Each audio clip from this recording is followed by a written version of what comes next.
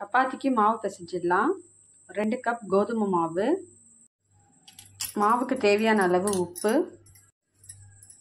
கொஞ்சோண்டு சர்க்கரை, மாவு பிசைகிறதுக்கு தேவையான அளவு தண்ணி ஊற்றி பிசைஞ்சு எடுத்துடலாம். மாவு பிசைஞ்சாச்சு. இப்போ சப்பாத்தி போட்டு எடுத்துடலாம். சப்பாத்தி கல் நல்லா காஞ்சிடுச்சு. இப்போ சப்பாத்தி கரண்டி வச்சுருக்கேன், இதை போட்டு எடுத்துடலாம்.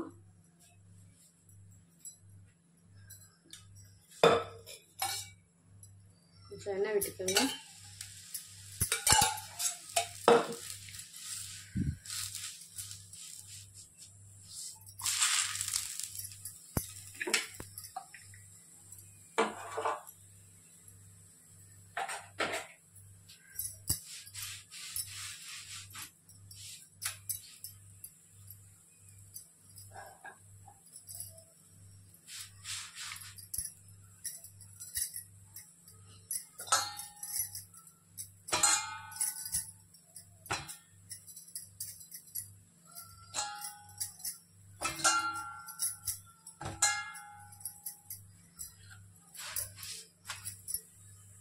சப்பாத்தியை 2 பக்கமாக திருப்பி போட்டு வேக வச்சு எடுத்துருங்க.